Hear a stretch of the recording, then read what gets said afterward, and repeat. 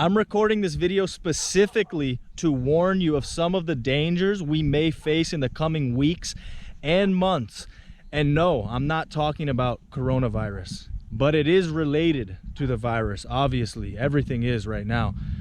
Now, it's great if you want to wear a mask and protect yourself that way. It's great if you want to tell random people to fuck off if you think they're too close to you in public places. And it's great to be absolutely terrified of the coronavirus. But what is not great is the prospect of us as Americans losing the rights that have taken us so much sacrifice and so much time and pain to secure. And I'm talking about the Constitution.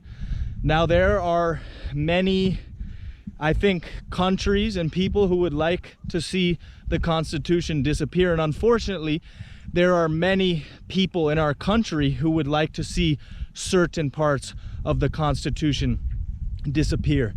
And the reason I see this as a way to warn people is because we need to be aware of the consequences and the repercussions of what could happen if we are looking at a scenario where this quarantine new normal that is coming into play becomes actually more permanent, in the sense that all of a sudden we are living under constant curfew.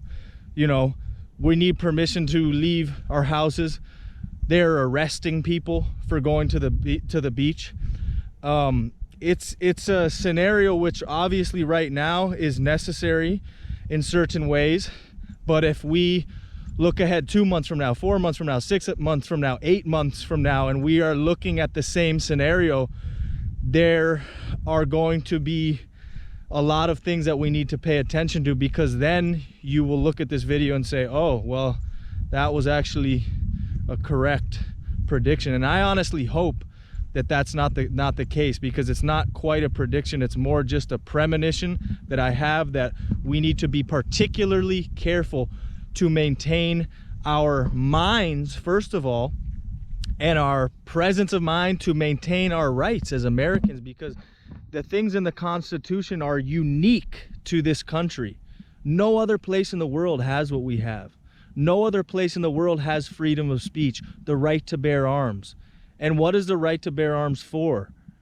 It's the same way that the US was created. They overthrew corrupt rulers. They overthrew Britain.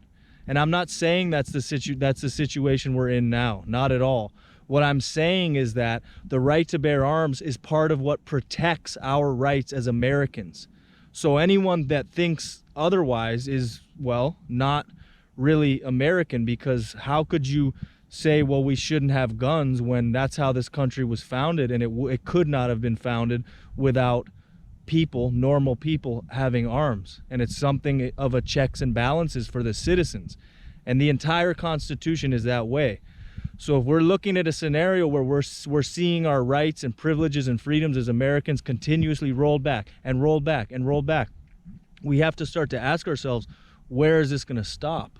How far could this go? It's a very real thing. And again, I urge you to pay close attention to what's going on in the next weeks and the next months, because while everybody is focused on coronavirus, there is another thing going on. You know, while everybody is focused on the pandemic, we could see a scenario where we are blindsided by the shocking reality that, oh, we actually did have all these rights taken away, and actually, no, they're not giving them back. So again, this is the danger that we're facing in the world right now, in America, and I think the key is to be very aware and pay close attention and not be overcome by fear and panic, because that destroys your ability to think clearly and to take care of yourself and to take care of your family.